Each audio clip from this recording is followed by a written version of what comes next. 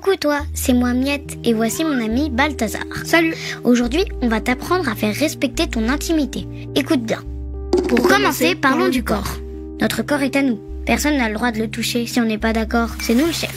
Et maintenant, voici les parties intimes. La poitrine, les seins, le sexe, la zézette ou le zizi, la bouche, les fesses et le trou des fesses, l'anus. Nos parties intimes sont très précieuses. On peut les toucher pour les découvrir et les comprendre. C'est normal et même bien, mais personne d'autre n'a le droit de les toucher. Si on met plus de couches comme les bébés, on doit savoir se laver tout seul. Il n'y a que le docteur qui peut nous examiner le corps pour nous soigner. Et bien sûr, c'est aussi interdit à nous de toucher les parties intimes des autres. Logique.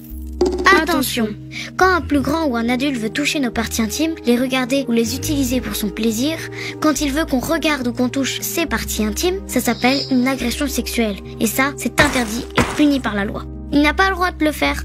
Quand c'est une personne de la famille qui le fait, ça s'appelle l'inceste. Moi, je connais ça parce qu'un adulte de ma famille voulait toujours me caresser les parties intimes. Quand personne ne faisait attention, il venait m'embêter discrètement, un peu comme un loup. C'était bizarre, je me sentais mal à l'aise. Il essayait de me faire croire que c'était pas grave et que c'était normal. La plupart du temps, c'est quelqu'un qu'on connaît bien qui fait ça, comme un ami ou une personne de la famille. Donc c'est facile pour lui de nous faire croire tout ce qu'il veut. Mais c'est faux, c'est pas du tout normal, c'est même interdit. Quand on sent quelque chose de bizarre ou qui nous gêne, on a souvent raison. Un secret poison. Quand ça m'est arrivé, l'adulte m'a demandé de ne rien dire. Et oui, comme c'est interdit, il voulait que personne le sache. Un agresseur fait toujours tout pour qu'on se taise, comme nous menacer de faire mal à quelqu'un ou dire que tout le monde serait triste à cause de nous. Il peut aussi promettre des cadeaux pour qu'on garde le secret.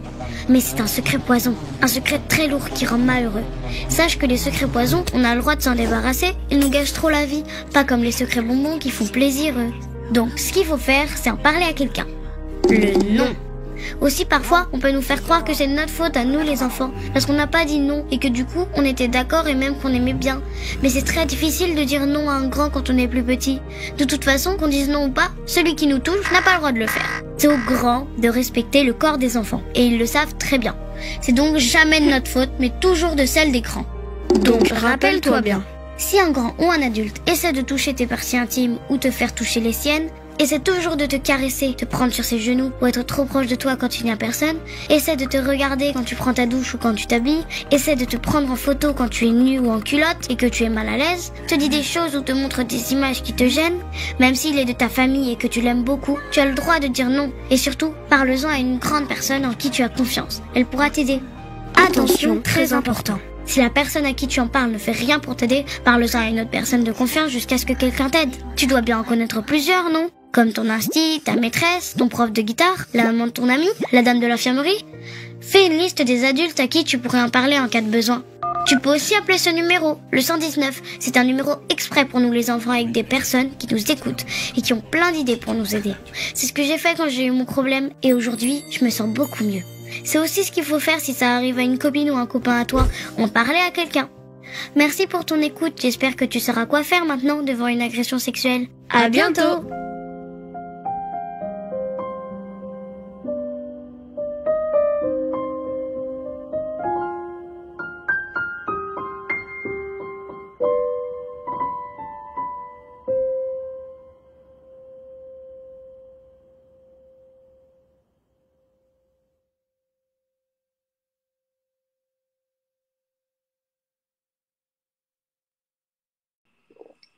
Bonjour, bienvenue dans cette nouvelle émission. Aujourd'hui, j'ai le plaisir de recevoir Catherine Salvadori. Encore un autre témoignage d'abus sexuels. Donc, l'inceste est une réalité bouleversante et anormale qui touche de nombreuses familles, mais reste souvent cachée dans l'ombre du silence et de la honte. Il est essentiel de briser ce tabou et d'offrir aux victimes une tribune pour s'exprimer. En leur donnant la parole, nous pouvons non seulement leur apporter le soutien nécessaire pour guérir, mais aussi sensibiliser la société à cette forme de violence insidieuse et contribuer à mettre fin à ce cycle de souffrance. Il est temps de reconnaître leur douleur et de leur offrir l'écoute et l'aide dont elles ont besoin pour se reconstruire. Bonjour Catherine et merci d'avoir accepté mon invitation. Bonjour, bonjour. Alors, je m'appelle Gélico. Zélico. Yes. Ouais, ça va, écoute. Et ça. Bonjour. Bonjour à tous. Alors, pour commencer, est-ce que tu peux te présenter? Oui, alors, je m'appelle Catherine Salvadori. Eh bien, j'ai été victime d'inceste maternel, ce qui est le tabou des tabous, le grand tabou. Et je suis là pour vous en parler. Ok. Et donc, justement, tu peux nous raconter à partir de quel âge que ça a commencé? Alors, après avoir eu, je sais que je vais beaucoup choquer, mais après avoir effectué une longue psychanalyse lacanienne et ensuite vu une psychologue, d'ailleurs, je crois que on n'a jamais fini, et c'est mieux parce qu'un guide, c'est bien dans la vie. J'en ai déduit que ça a commencé quand j'étais bébé, c'est-à-dire à peu près à 2 mois. Et pour confirmer ça, en fait, il m'est arrivé une seule fois d'avoir la pulsion sur ma fille que j'ai eue à 17 ans, la pulsion, la même, elle tenait sur mon avant-bras. Et donc, elle devait avoir environ 2 mois, 3 mois. Je ne suis pas passée relax, mais j'aurais pu. Donc, la répétition, on peut en parler aussi. D'accord. Et justement, quel était le signe que tu fais pas l'acte? Ça a été quoi pour toi Je le signe commence de pas. déclencheur? Alors, en fait, dans ma tête, j'ai toujours une hésitation, mais il est passé. Ça, ce n'est pas toi, ou ça, ce n'est pas moi. Et je crois que c'est moi. Et j'ai appris plus tard que c'était une phrase totalement psychanalytique. Et en fait, j'ai eu la distance, et pourtant j'avais, oui, 17 ans. J'ai eu ma première fille, enfin, non, pas la première, oui, parce qu'avant j'étais enceinte, et puis j'ai perdu mon bébé, était prématuré. C'est encore une autre histoire. Mais oui, je ne suis pas passée à l'acte, j'ai eu la pulsion. Et puis j'ai trouvé ça dégueulasse, quoi. Il faut dire les choses comme elles sont. Dans ma tête, c'est ça, ce n'est pas toi. Ça, ce n'est pas moi. Voilà. D'accord. Et donc, pour toi, ça a duré à partir donc, de 2 mois jusqu'à quel âge? Mon entrée à la maternelle environ, hein, parce que c'est vraiment un peu confus, c'est difficile, j'ai une excellente mémoire, mais je ne peux pas réellement dire, enfin dire, c'est le cas de le dire, je pense que c'est à partir du moment où j'ai pu mettre les mots, enfin parler, que ma mère a cessé. Mais la maltraitance a continué, mais l'acte sexuel, le viol, l'inceste maternel a cessé, je pense, à peu près à mon entrée à l'école maternelle, donc environ de 3 ans. D'accord. Et ça a été quoi pour elle le déclencheur de dire d'arrêter? Ah ben, je ne sais Dès pas. que tu... Moi je suppute qu'elle a pensé que je pouvais la dénoncer, parler, à partir du moment où j'allais à l'école. D'accord, ok. Et à cette époque, donc, elle était mariée ou elle était toute seule? Oui. Alors, mon père était ingénieur, elle était mariée, il avait 19 ans de plus qu'elle, et c'était le meilleur ami de son père. Ma mère était princesse arménienne. Et quand le père de ma mère est mort, avant de mourir, il a dit à mon futur père, occupe-toi bien de Violette, elle s'appelait, mais elle s'appelle pour moi, hélas, toujours Violette, et occupe-toi bien d'elle, je te la confie. Et ma mère s'est mariée en noir avec mon père, et mon père est mort à mes 9 ans. Ton papa, il a rien vu? Ben, on pose toujours la question. Donc moi, mon regard d'enfant, c'était non, évidemment, il ne sait pas. Maintenant, après l'analyse, bon, sachant qu'il avait affaire à une femme enfant, comme il disait à l'époque, plutôt fragile, enfin très fragile psychiquement. Elle avait fait des crises d'épilepsie à l'âge de 16 ans. Elle avait donc À l'époque, c'était Diamox et Orthénal. Je me rappelle même des noms des médicaments qu'elle prenait. Elle voyait un psychiatre. Mais voilà, enfin, il savait qu'elle était quand même fragile.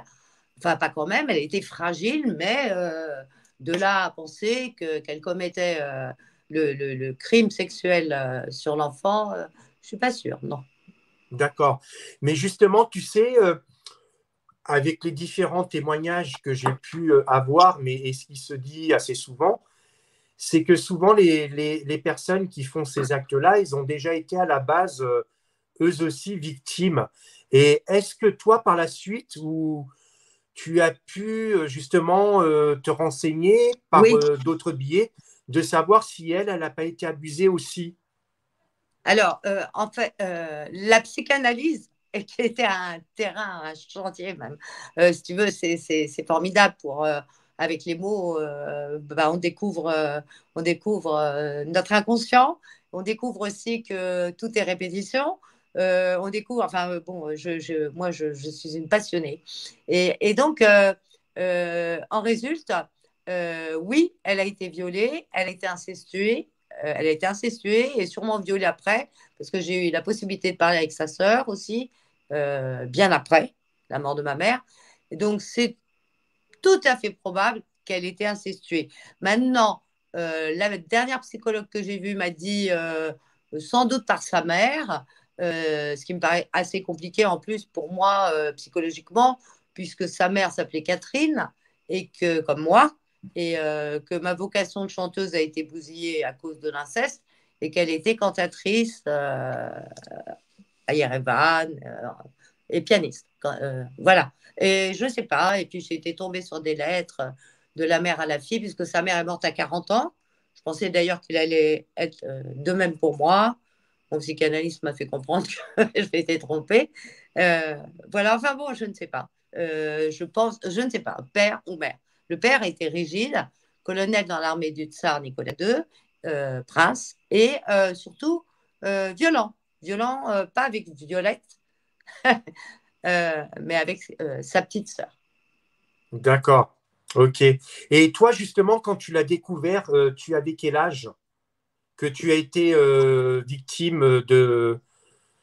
Très vite, très vite. C'est que j'ai surtout banalisé. Moi, j'ai pas d'amnésie traumatique, jamais. Hélas, je crois que je suis hypermnésique. Et donc, je me souviens de trop de choses. Et donc, c'est vrai que quand on dit tourne la page, ça me fait marrer.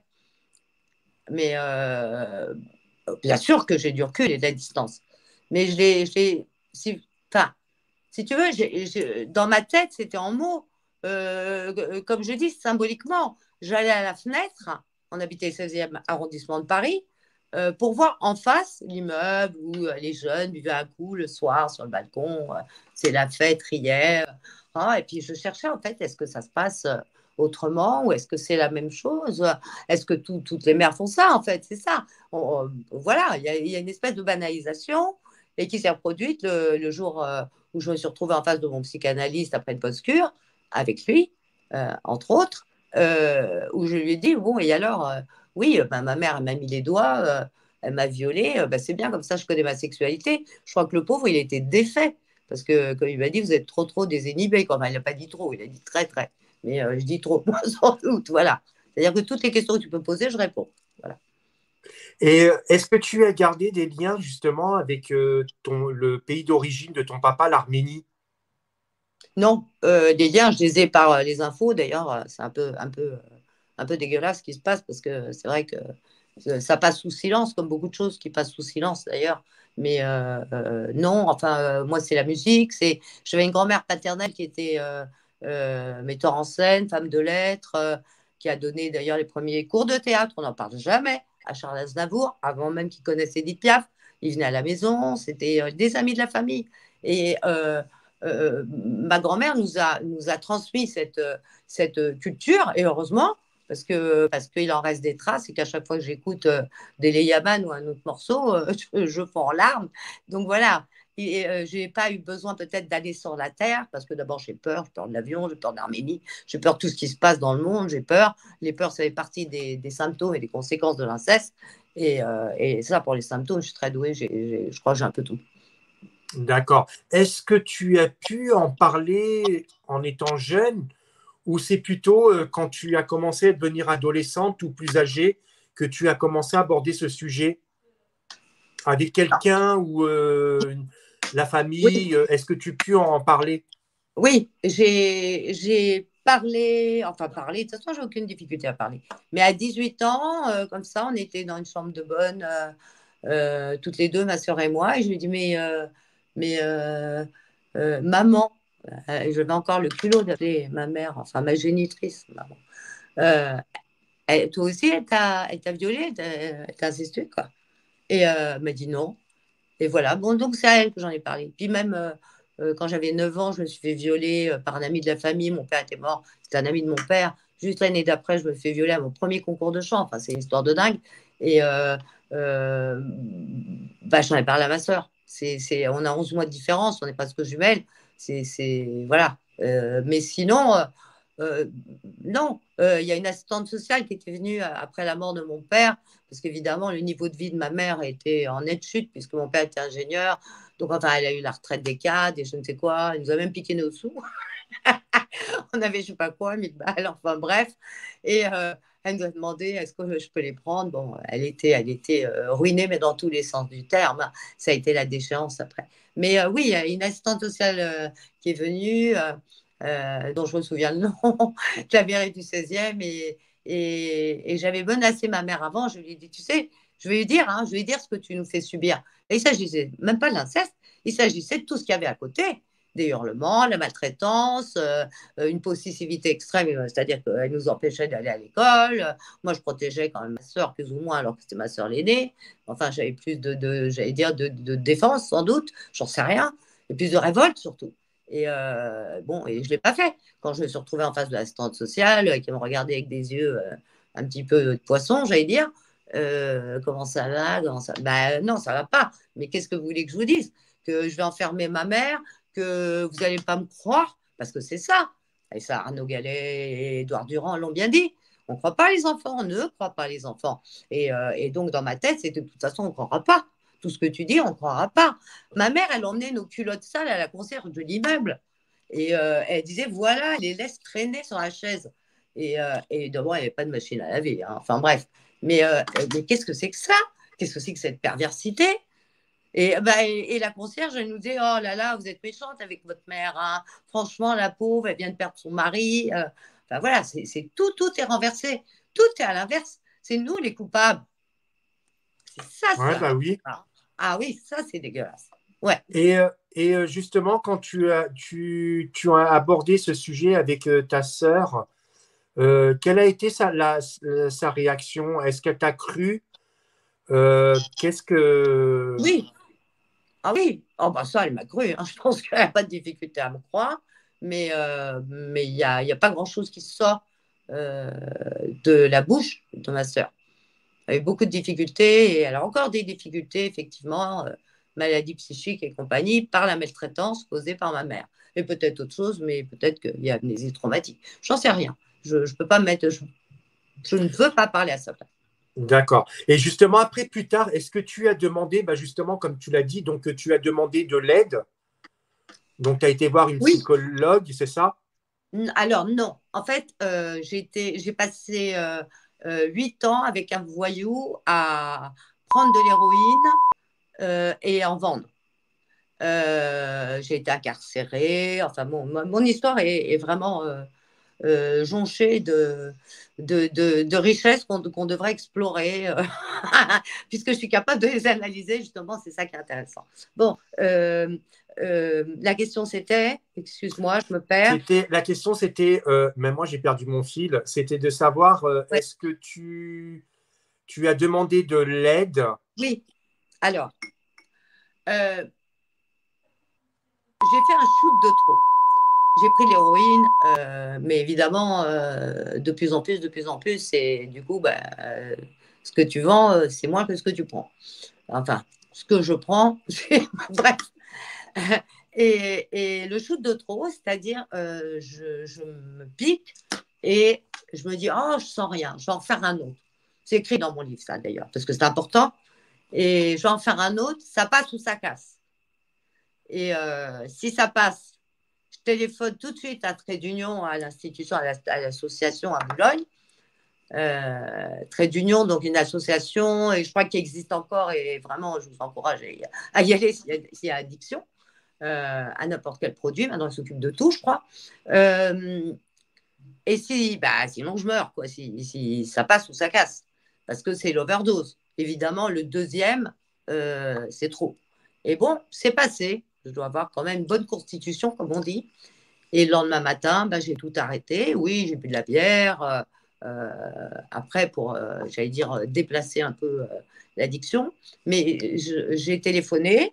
J'ai eu des entretiens avec plusieurs psys, parce qu'il y a plusieurs psys, psychanalystes, psychologues. Donc, motivation demandée, ce qui est tout à fait normal. Et puis, donc, j'ai été hospitalisée grâce à un des psychanalystes dont je suis tombée folle amoureuse. Le transfert, il a marché à donf. Et je suis toujours amoureuse de lui, d'ailleurs.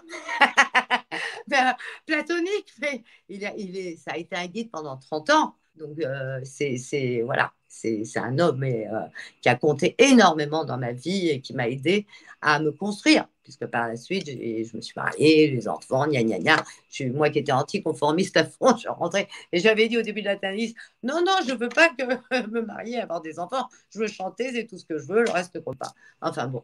Mais bon, voilà. Donc, post-cure, 3 mois. Post-cure, donc, c'est après le sevrage physique à l'hôpital de Sèvres.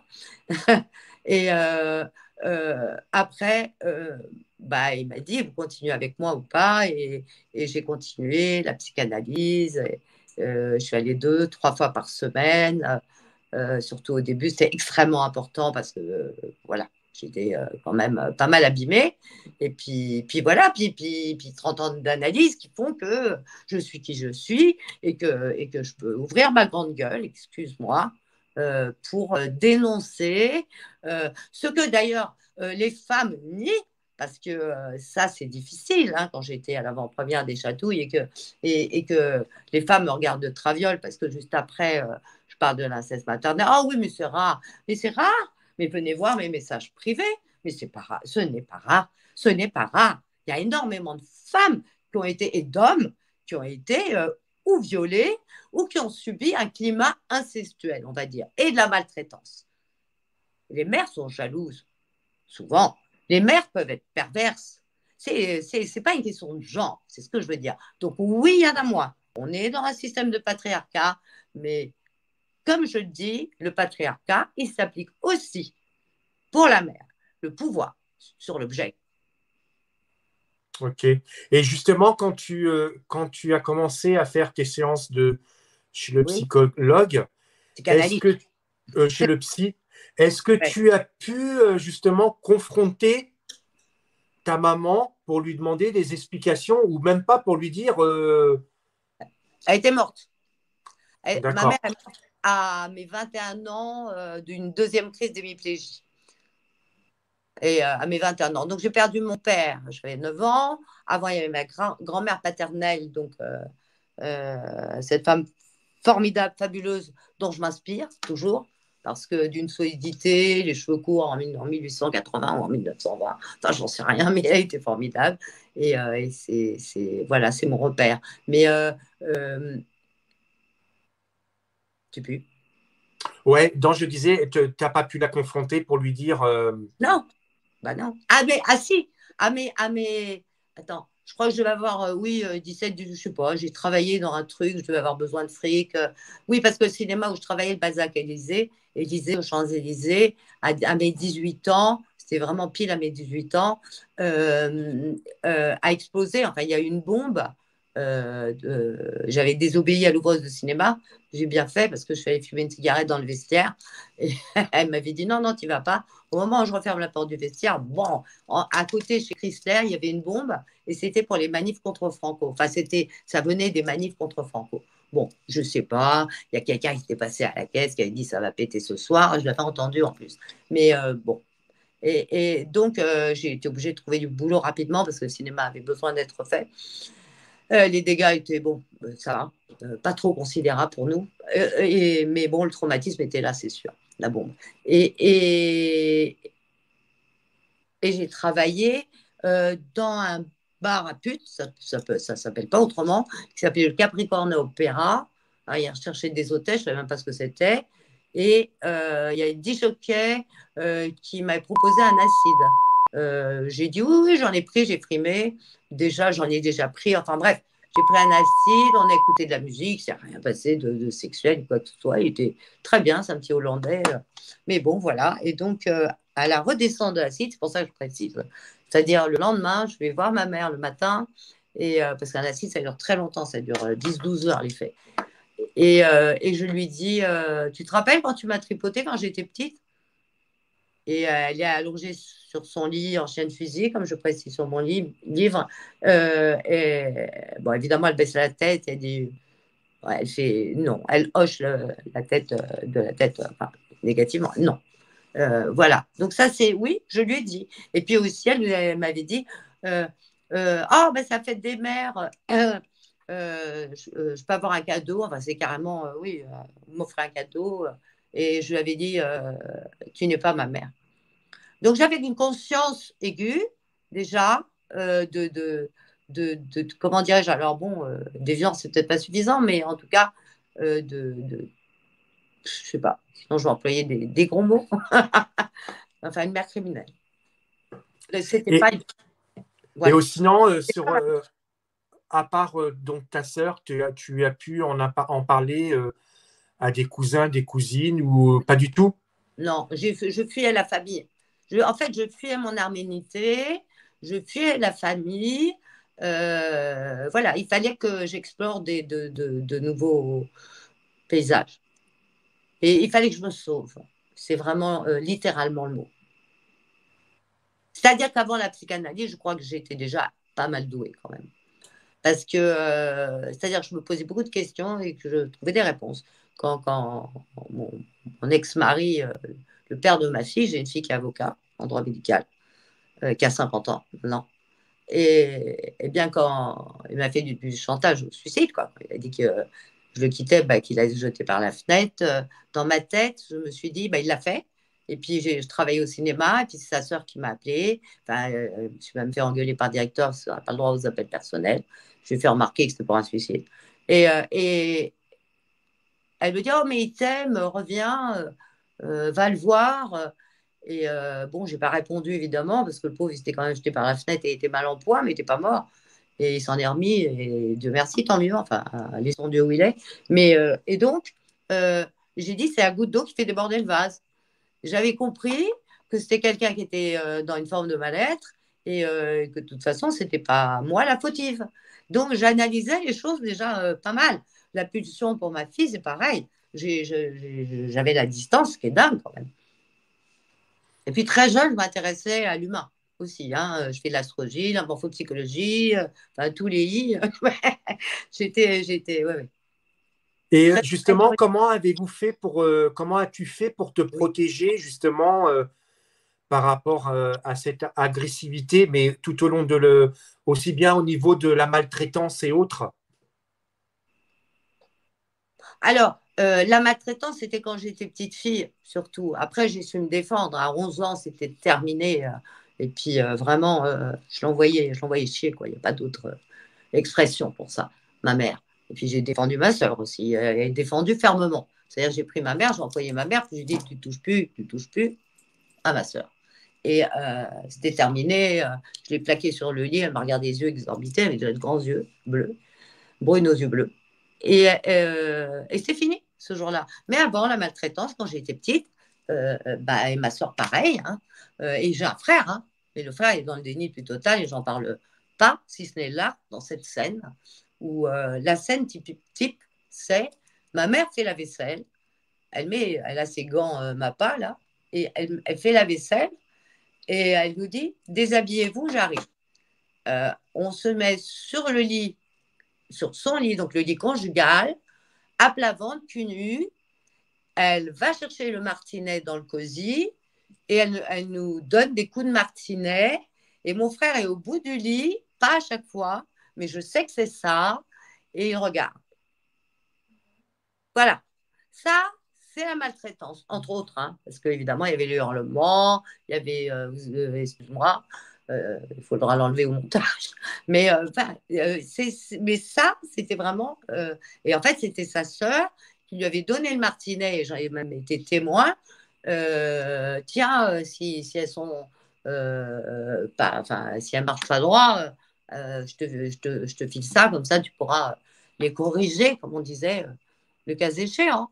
Mais non. Et quand j'étais à plat ventre et qu'elle faisait, enfin, qu'elle nous frappait dans ma tête, alors c'était pas les mots peut-être, mais je savais qu'elle jouissait. Je me suis culpabilisée après longtemps parce que je savais qu'elle éprouvait un plaisir sadique. D'accord. Et tu n'as jamais pu en parler avec ton frère par rapport à ça?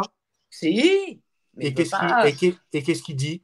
Ah ben, il dit que c'est parce que j'ai pris des substances et enfin voilà, ils disent ce que disent la plupart des gens voilà, mais bon, lui il est impliqué grave. Donc en fait lui mon frère c'est un mec brillant, il a suivi le chemin de papa, professionnellement il est allé vraiment loin et donc ingénieur, mais ingénieur directeur général ensuite, et puis un mec artiste, un télo, enfin vraiment bien quoi.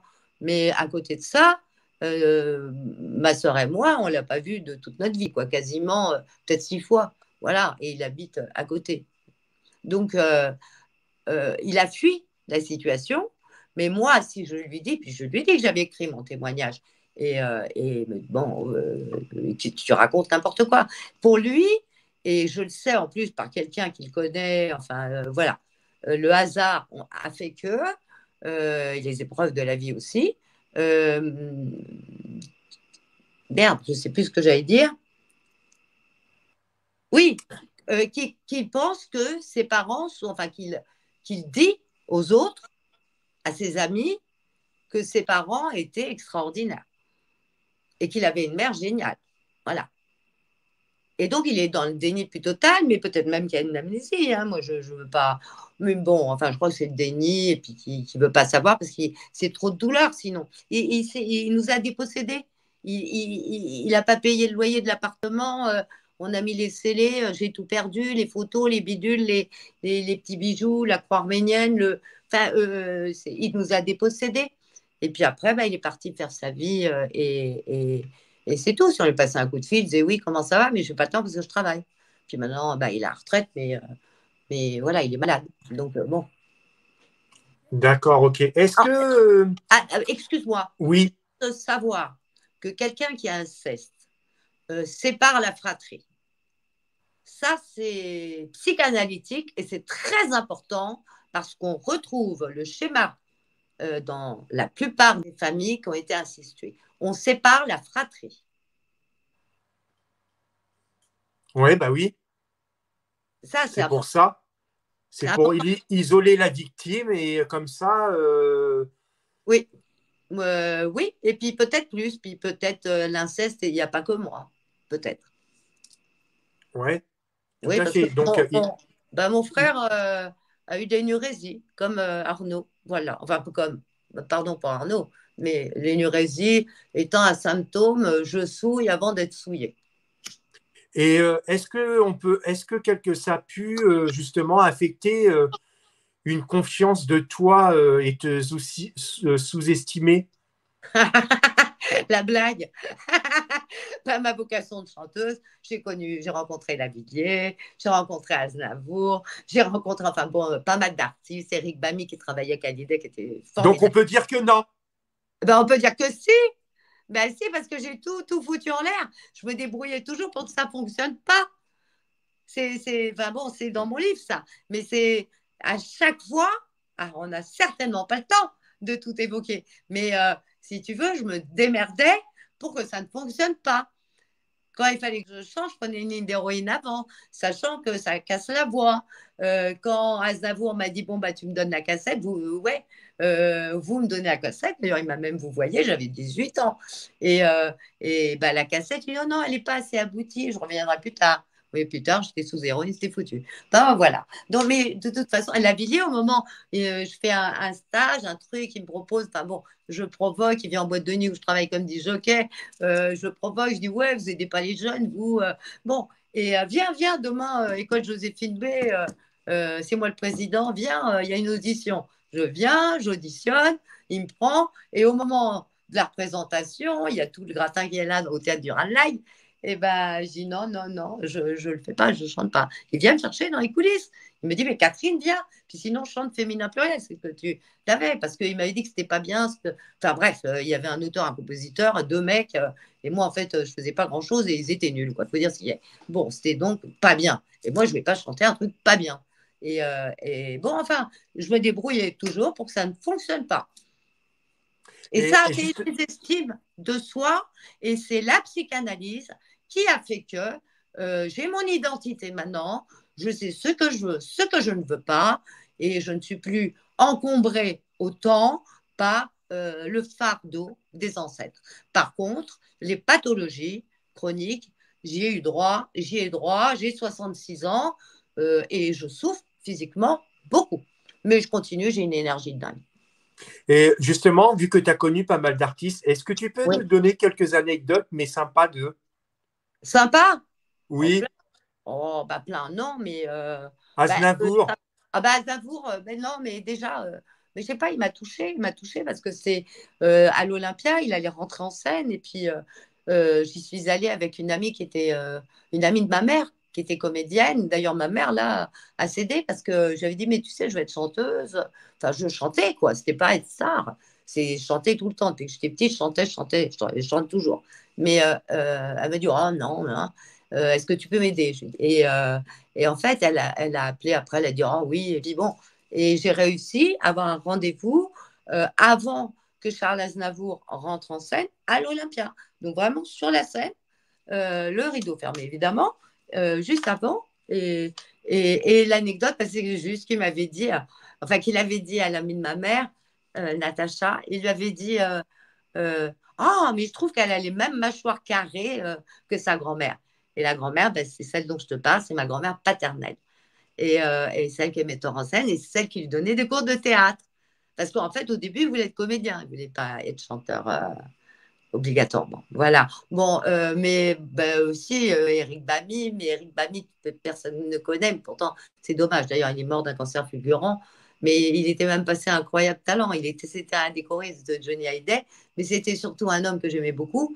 D'abord parce qu'il m'a fait venir à la tournée de Hallyday. Il m'a proposé d'être choriste pour Hallyday. Et viens, on en parle, mais je dis non, mais je chantais en solo toute seule. Et, enfin, tu vois, à chaque fois, je me démolissais. Mais bon, enfin, je sais pas, d'anecdotes, je sais pas, là, ça vient pas comme ça. Mais, bah si, l'anecdote, c'est quand même quand je suis disjockey au Babydoll, boulevard Saint-Germain à Paris, et qu'il y a Bernard Lavillier qui est là, donc dans une boîte de filles, parce que c'est une boîte de lesbiennes. À l'époque, c'était avant, anciennement le Roméo Club, c'est juste Saint-Germain-Saint-Michel. Et, et moi, je m'étais, je sais pas, enquillé au moins 4-5 whisky. Et j'arrive, oui, enfin, vous, vous n'aidez pas les jeunes. Hein. Et où il me dit, ah bon, d'accord, puis il était 2h, 3h du matin. 9h demain matin, tu es à Duranlag, je t'auditionne. Je prépare un stage, justement, il commence demain. Et alors là, effectivement, ben oui, surprise, bien sûr, surprise, parce que c'était inattendu. Et justement, par rapport à ce que tu as fait autour, c'est-à-dire à toutes ces drogues que tu as pris, Oui. est-ce que c'était peut-être une forme pour toi de dire, peut-être une forme de mettre fin à tes jours, ou peut-être une réaction pour dire, bah, écoutez, j'ai un problème, j'ai souffert, aidez-moi, peut-être un signe? Non. Alors, c'est pas help me, c'est anesthésie. Anesthésie, de toute façon, je n'ai jamais aimé cette réalité. Déjà, quand j'étais jeune, j'ai dit, je ne suis pas de cette planète. Je ne savais même pas pourquoi je disais ça, mais maintenant, je le comprends mieux. Parce que je n'ai pas eu d'enfance. J'ai été vieille, très vieille, avant l'âge. Et voilà, j'ai arrêté l'école en 5e parce que je voulais aider ma mère. mon père était mort. J'ai dit, mais moi, je vais travailler, je vais gagner de l'argent. C'est-à-dire, j'ai pris une place qui n'était pas ma place. Enfin, bref, ça, je ne vais pas rentrer dans les trucs psy. Mais non, c'est l'anesthésie. Et l'anesthésie et les addictions et l'autodestruction, hein, évidemment. Hein, autodestruction. Mais il y a eu des tentatives de suicide. J'en ai une qui était quand même pas mal, qui n'était pas un appel au secours. On peut dire quoi que, parce que j'ai décroché le téléphone, mais j'ai balbutié. Mais on m'a sauvé de justesse. C'était mon ex, justement, qui avait la clé. Je lui avais donné la clé. Et comme il m'avait frappé, je m'étais débrouillée pour partir. Enfin, moi je suis partie. J'avais cette possibilité. Hein. Je jette surtout pas la pierre à celles qui n'y arrivent pas et qui sont sous emprise. C'est terrible. Mais non, moi, j'étais partie. Et je lui ai dit, tiens, Alain, je te donne la clé. Et voilà. Et ce jour-là, il m'a sauvé la vie parce qu'il m'a amené à l'hôpital Sainte-Anne, le seul qui était ouvert. À l'époque, c'était dortoir. Enfin, je préfère vraiment, il faut que j'adapte mon témoignage. Enfin, mon parcours, parce que ce n'est pas le témoignage. Il tient en 100 pages ou 110. Mais j'ai vu le dortoir à Sainte-Anne, j'étais avec des gens qui étaient vraiment désaxés quand même. Et moi, j'avais juste pris de l'héroïne et deux tubes de Tranxène 50, c'était quand même énorme à l'époque. Enfin, à l'époque, je ne sais pas si ça existe toujours ce médicament, je crois que oui. M'a sauvé de justesse, oui, j'ai fait un coma à 14 heures. Donc là, oui. Et puis il y a une fois aussi où j'habitais Meudon-Bellevue et l'avenue a été en pente comme ça. Et à 3h ou 2h du mat', enfin la nuit, j'étais vraiment quelqu'un de la nuit, me suis mise en tailleur sur la pente pour qu'une voiture me passe dessus. Et puis en fait, c'est une voiture avec des mecs dedans, à mon avis des Portugais, qui sont sortis, qui ont rigolé, qui m'ont vu au milieu de la voie, j'allais dire, et qui m'ont balancé de la lacrymo quand je suis partie. Et donc je suis rentrée en pleurant chez moi. Et là, c'était une tentative de suicide ratée. Donc oui, peut-être que je ne sais pas. Mais si tu veux, puis j'étais sous les voitures. Enfin, j'étais quand même dans une autodestruction. Je crois que j'aurais pu crever si je n'avais pas eu la psychanalyse. Enfin, c'est pas que je crois, je suis sûre. C'est-à-dire que si je parle aujourd'hui, c'est grâce au chemin que j'ai fait. C'est pour ça que ça me fait chier quand je crache sur la psychanalyse, parce que c'est pas valable pour tout le monde, c'est sûr. C'est un long chemin. Et puis, comme on dit, ça guérit pas les cons. Mais je trouve que c'est un bon outil pour rentrer à l'intérieur de soi, dans son ventre, dans ses tripes et donc dans son inconscient, et pour y puiser qui on est et ce qu'on veut et ce qu'on ne veut pas. Voilà, je vais résumer que comme ça. C'est ça. Quand tu as publié ton livre, oui. Quelle a été la réaction de ton entourage, de ta sœur, de ton frère, de tes amis? Qu'est-ce qu'ils ont pensé de ton livre? Et mes enfants? Pas oublier les enfants aussi, oui. Ben, je crois qu'en fait, alors bon, ma fille encore récemment, mais elle tourne la page. Moi, je ne peux pas lui expliquer, je ne peux pas. Mais de toute façon, elle est avocate, c'est pas possible, on ne peut pas parler avec les avocats. Mais je n'ai pas été soutenue, réellement. Même par ta sœur? Bah, disons que c'est pas qu'elle ne me soutenait pas, mais bon, d'abord, elle n'a pas trop de capacité sur ce plan-là, à part m'aimer, puis voilà, quoi, à sa manière. Mais mon mari, bof. Et puis alors, j'ai eu le mari de ma cousine, alors c'était le mieux, ça. Quoi? Comment? Mais sur ton livre, t'as mis violé par sa mère. Bon, ça va pas, mais voilà. Mais ça, tu vois, pour moi, maintenant, c'est vraiment, j'allais dire, un bonus. Parce que j'ai eu, oui, de le faire, c'est-à-dire de d'écrire ça. Parce que ça paraît tellement, elle est tellement sanctifiée, elle est tellement la Madone, la mère, mais c'est improbable. Comment tu peux écrire ça sur une couverture? Et voilà, j'ai eu ça. Bon, après, ça va, ça c'est rentré dans les... Il a compris. Mais les réactions, en fait, j'ai plus les réactions, mes messages privés sur les réseaux qui m'encouragent, qui me disent que je suis forte, que bah, je ne suis pas forte du tout. Hein. J'allais dire, je suis qu'une merde. Il ne faut pas que je dise ça. Les psys, ils ne aiment pas ça. On dit ça. Mais bon, je vais dire microcosme, macrocosme. Si tu veux, j'ai juste une voix maintenant. C'est vraiment les deux, V-O-I-E, V-O-I-X. Et cette voix, je voulais chanter. Si je ne suis qu'un cri de Jean Ferrat, c'est ce que j'ai écrit sur les réseaux. Mais cette chanson, mot à mot, elle dit qui je suis. Il n'y a que ça. C'est un cri maintenant. Je veux de la visibilité.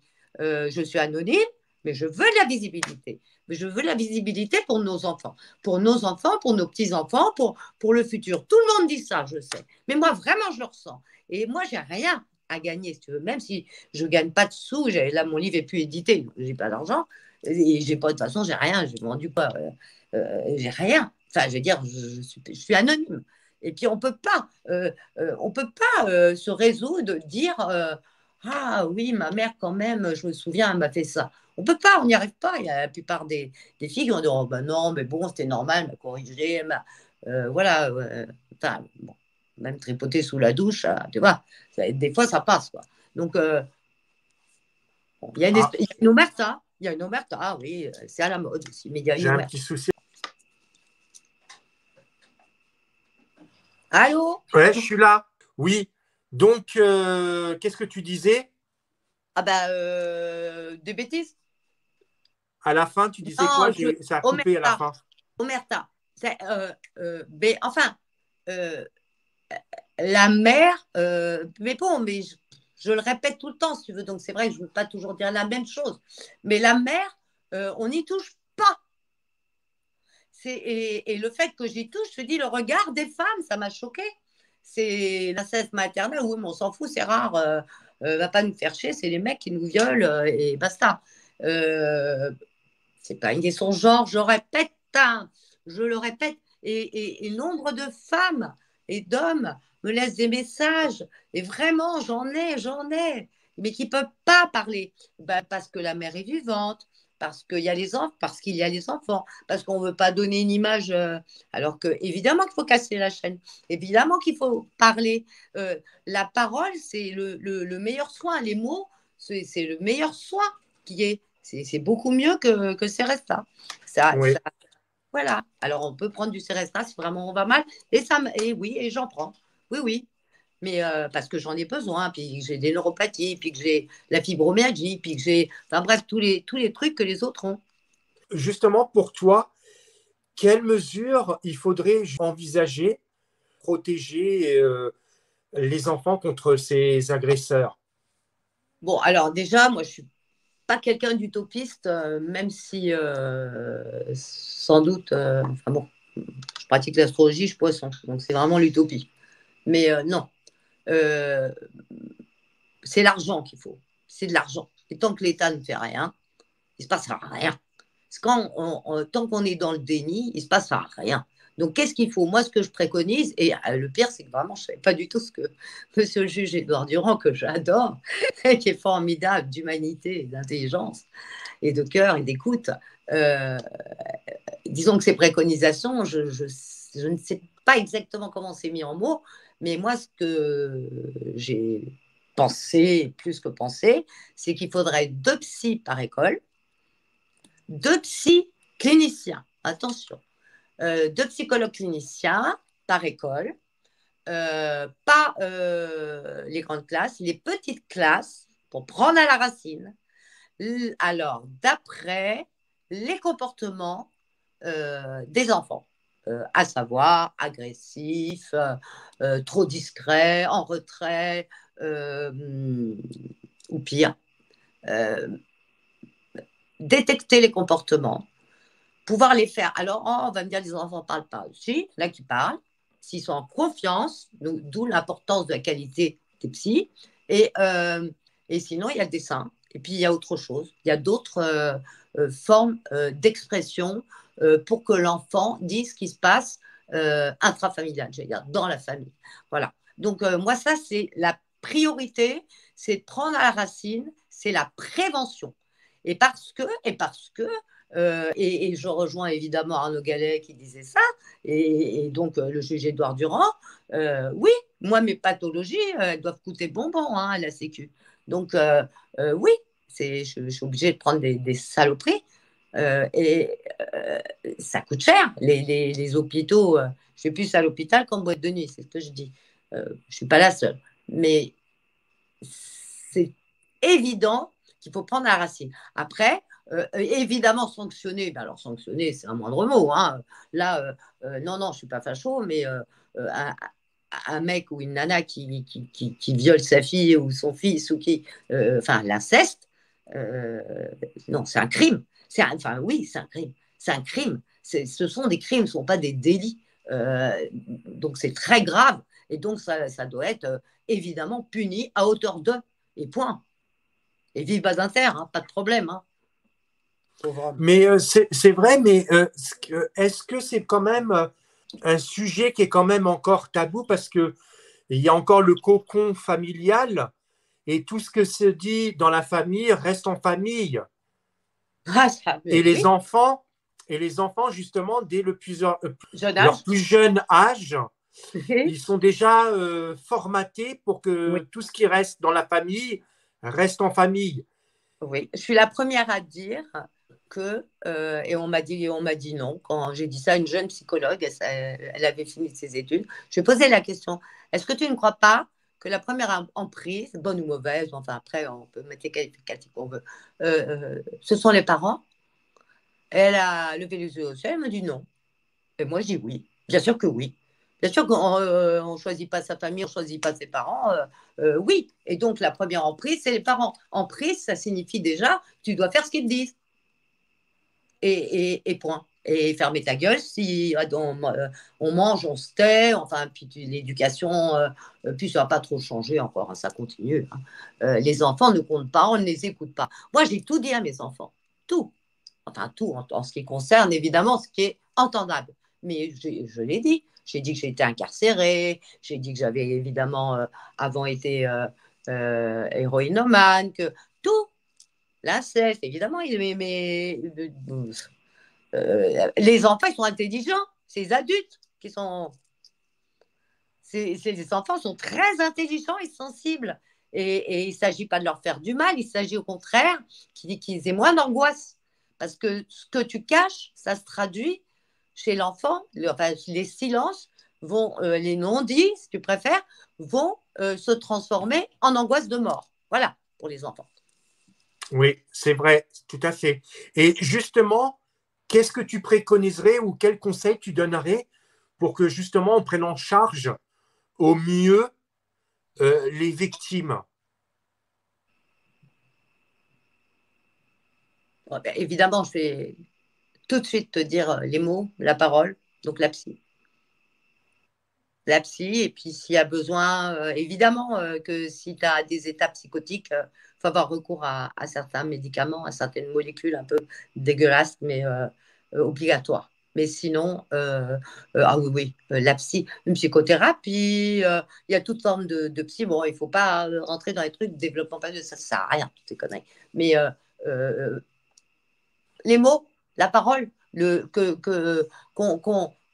tu sais, c'est comme quand tu es en colère. Tu es en colère, ça y est, c'est sorti. Par contre, si la colère est rentrée, c'est mauvais. Et enfin bon, je dis un petit peu schématiquement pour bien faire comprendre que les mots ont une importance capitale dans le soin et qu'il faut mettre ça en avant, et notamment pour les jeunes. Parce qu'après, c'est pas que c'est trop tard, mais enfin, c'est tardif.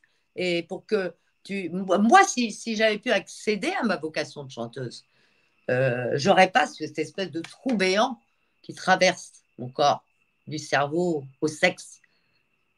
Et si j'avais chanté, si j'avais pu réaliser ça, cette vocation, en plus, ça porte bien son nom. Et pourquoi je n'ai pas pu réaliser? Je le sais pourquoi je n'ai pas pu. Je le sais, je connais la cause. Et voilà, les causes et conséquences. Et donc, la cause, c'est l'inceste. Si j'avais rencontré un psy à 15 ans, 10 ans, je ne sais pas, 18, peut-être ça aurait été différent. Mon psychanalyste, j'ai connu, j'avais 33 ans quand j'ai arrêté l'héroïne. J'ai 8 ans, d'héroïne 7 ans. Ouais, bah oui, parce que c'est vrai qu'après, les enfants, quand ils grandissent, bah, ils prennent exemple et justement, c'est un engrenage et ils refont la même chose. Ils refont la même chose.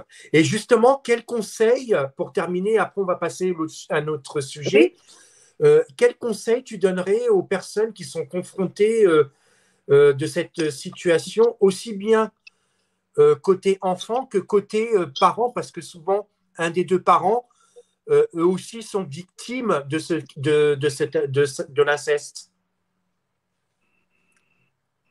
Alors, attends, conseil aux parents. Comment tu veux que je donne un conseil aux parents qui étaient victimes d'inceste, à part parler Voilà, c'est un et par conseil. produire.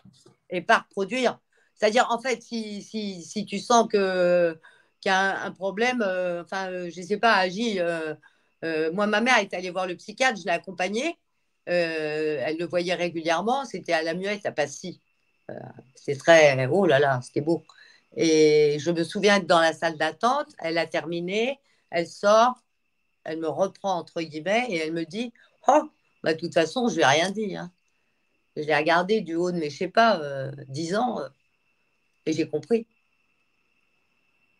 Alors, c'est sûr que tu trouveras toujours des criminels et des gens comme ma mère et qui veulent pas, qui ne veulent pas parler. Donc, c'est difficile. Si tu as un parent incestueux, qu'est-ce que tu veux que je conseille? Lui dire, évidemment, d'arrêter. Non, si tu veux, pas ceux qui le font, mais le parent ou l'enfant qui va aller parler au papa ou à la maman, de dire, bah, tiens, papa, il m'a fait du mal ou maman, elle m'a fait du mal. Oui. Qu'est-ce que tu donnerais comme conseil à ce parent qui prend l'information de son enfant, qui lui explique ce qui lui est arrivé? Bah, tout de suite d'aller voir les flics. D'écouter les enfants?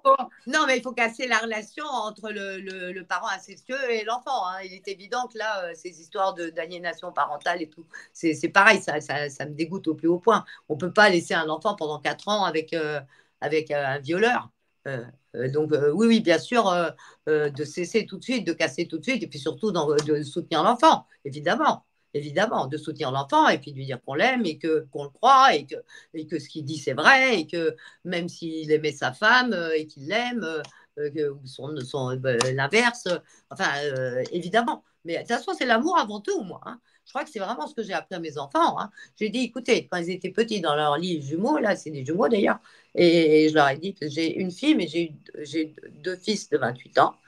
Je leur ai dit qu'il n'y a qu'une chose et qu'une valeur qui compte, c'est l'amour. L'amour sous toutes ses formes, l'amour. Aimer l'autre. Et c'est tout. Moi, je ne dis pas à mes enfants, sois le premier de la classe. Maintenant, ça va. Ils sont grands et ils font ce qu'ils veulent. Mais oui. La seule valeur qu'on emmène dans notre tombeau, si je puis dire, c'est quand même celle-là.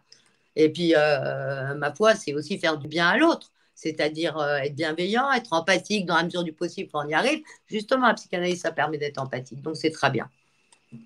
Alors, peut-être pas, mais psychothérapie, c'est bien pour tout le monde. Et pour terminer, justement, qu'est-ce que tu penses du laxisme au niveau du gouvernement par rapport à ça? Je suis dégoûtée, mais je ne suis pas étonnée de la part d'Emmanuel.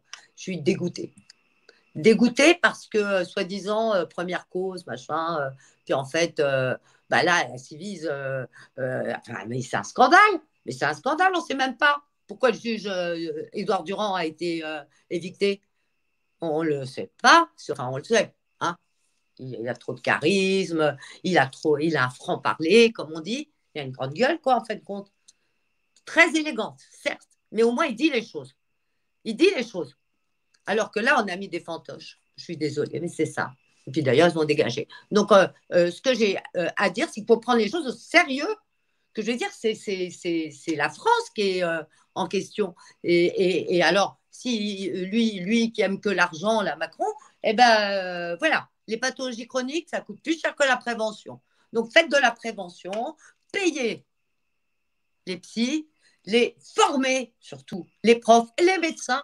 Mon Dieu, les médecins, mais les maltraitances médicales, mais j'en ai vécu, mais c'est encore maintenant. Alors, puis en plus, plus on est vieux, plus moins on compte, plus on est de la merde, excuse-moi. Et donc là, vraiment, j'ai eu affaire à des personnes, puis surtout que, bon, moi, je ne me laisse pas vraiment manipuler. Ok, et bien maintenant, on va parler donc de ton livre, parce que tu as écrit un livre. Oui, qui n'est plus édité. Oui, noir, toute de noir vécu. Alors, est-ce que tu peux nous parler quel était le déclencheur Oh. Qu'est-ce qui t'a motivé justement pour écrire ce livre? Alors, qu'est-ce qui m'a motivée? Les amis. Parce que moi, je disais, bon, de toute façon, quand j'étais jeune, je me rappelle, il y avait moi, Christiane F., droguée, prostituée, et puis il y a nombre de témoignages de ci, de ça. On n'en a rien à foutre de la vie des gens. Et donc, pas la vie à l'apostrophe, hein, la vie. Et donc, je ne voyais pas tellement l'intérêt. Et au fur et à mesure que je parlais à mes amis, ils me disaient, mais quand même, tu as vécu ça, puis ça, puis ça, puis ça, puis ça. Enfin, tu dois écrire, hein. Bon, ça a été compliqué, ça a été une longue histoire. J'y suis parvenue, j'y suis arrivée. Petite édition, parce qu'évidemment, je n'ai pas eu le droit, hélas. Surtout avec ce thème qui est mon psychanalyste m'avait dit, il faudra 2 générations pour vous faire entendre. Et puis, de toute façon, on ne vous croira pas. Enfin, il y en a certains qui ne vous croiront pas. Bon, donc j'ai été prévenue, je suis assez aguerrie, on va dire. Et voilà, donc dans ce livre, je parle de l'inceste brièvement, hein, ce n'est pas un livre porno. Et ensuite, je dis j'allais dire mes anecdotes aussi, parce que ouais, ça fait un peu film, mon truc. L'héroïne, enfin avant la mère, la maltraitance de la mère, les conséquences, l'autodestruction, rien de pathos là-dedans, hein, oui, mais bon, voilà. Alors, je ne suis plus éditée, donc avis aux éditeurs. Si Oui, vous m'entendez, avec plaisir, vraiment avec plaisir, quitte à réécrire, s'il le faut d'ailleurs. donc Voilà. toutes Et deux la noires psychanalyse vécues. dont je parle, bien sûr, bien sûr. Donc, toutes deux noires vécues, aujourd'hui, il n'est plus édité. Tu cherches un éditeur pour le rééditer. Oui, exactement.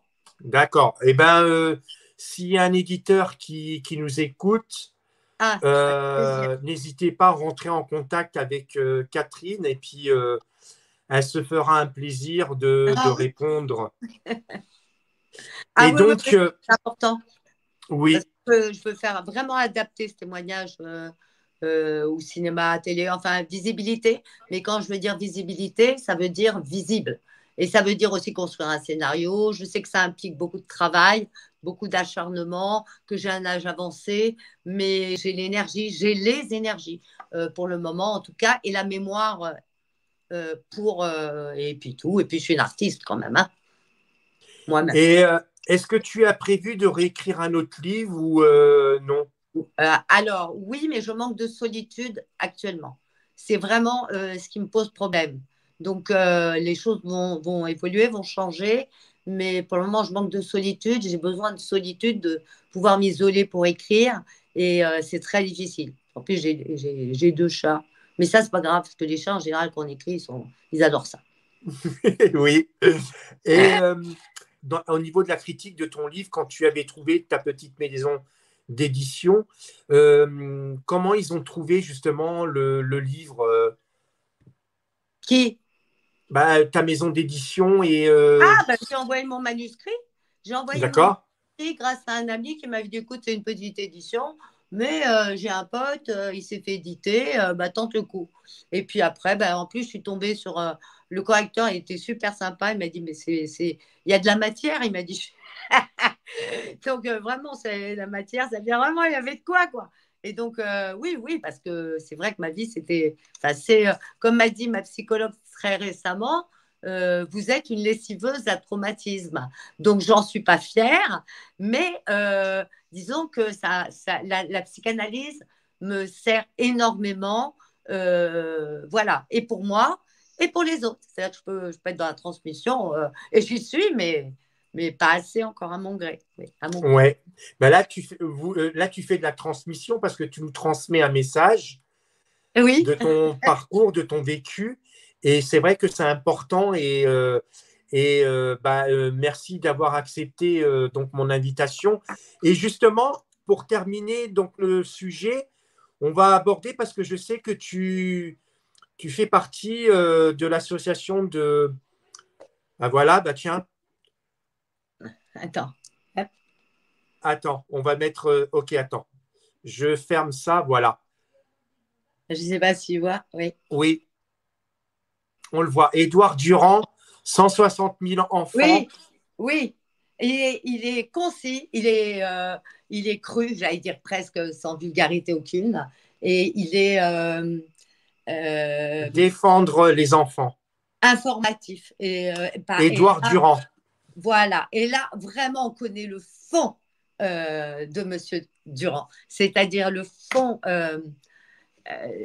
qu'il est, l'engagement.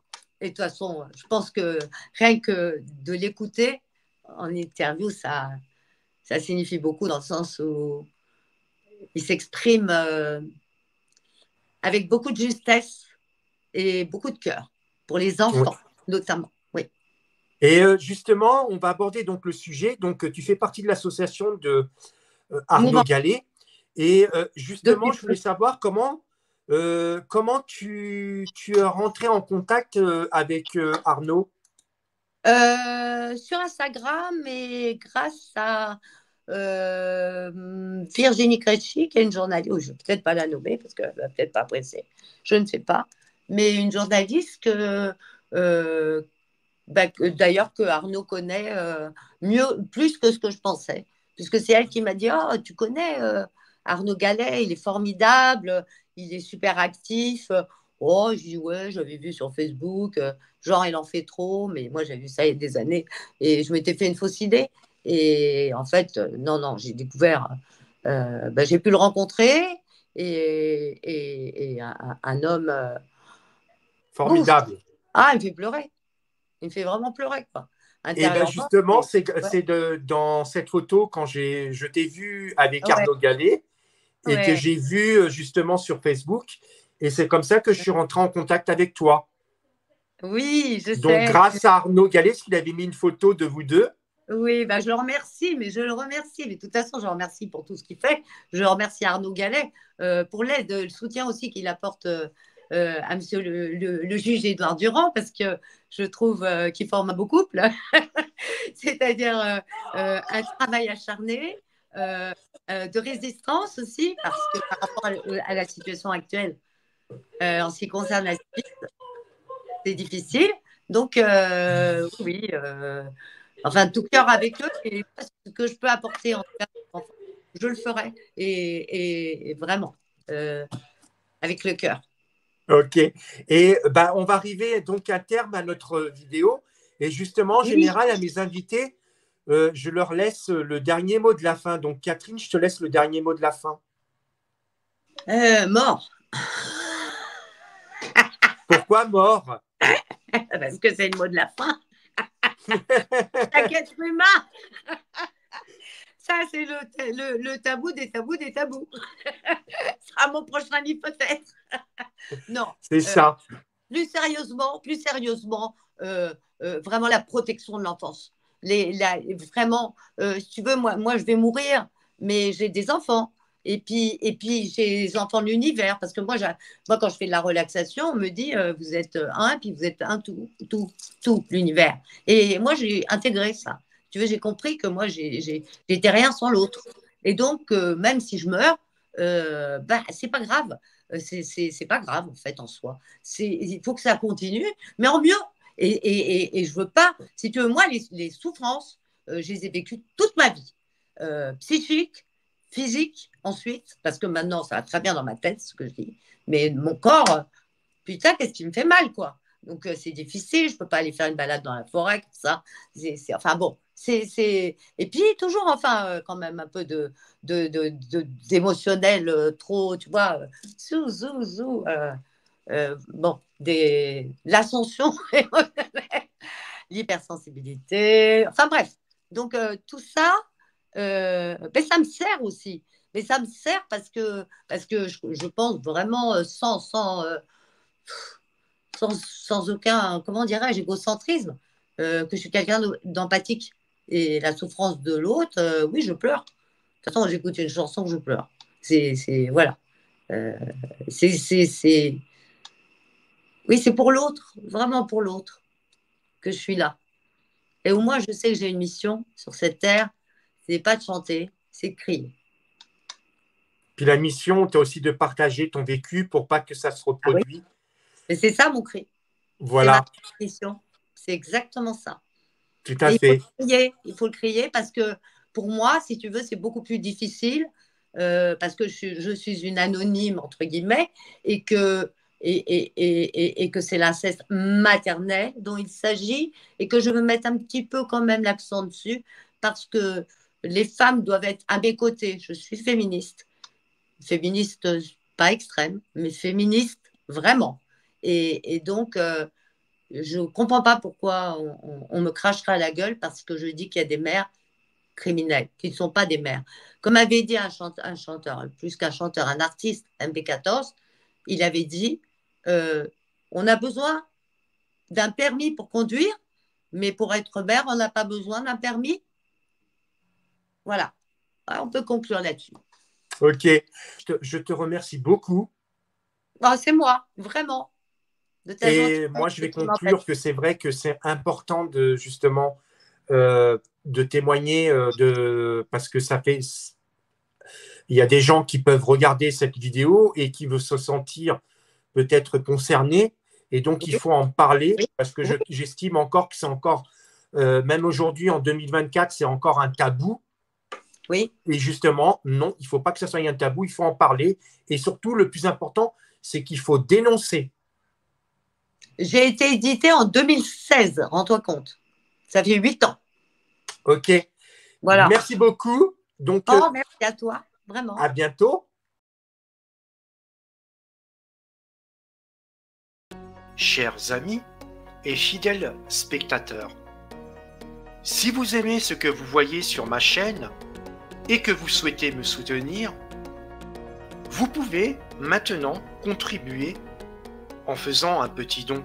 Cela m'aidera à améliorer mes vidéos. Merci pour votre contribution.